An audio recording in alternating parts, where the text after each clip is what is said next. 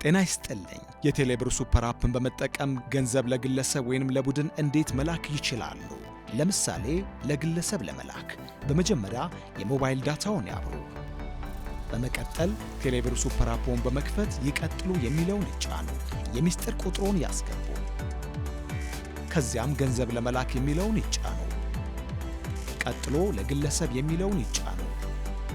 ገንዘብ ሊልኩለት የፈለጉትን የግለሰብ ሞባይል ቁጥር በማስገባት ይቀጥሉ የሚለውን ይጫኑ። በማስከተል ለመላክ የፈለጉትን የገንዘብ መጠን በመጻፍ እሺ የሚለውን ይጫኑ።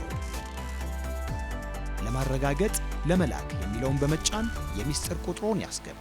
በመጨረሻ ገንዘብ ለግለሰብ መላክዎን የሚገልጽ አጭር የጽሑፍ መልእክት ከ127 እና ለተላከለት ግለሰብ ይደርሳል። እናመሰግናለን።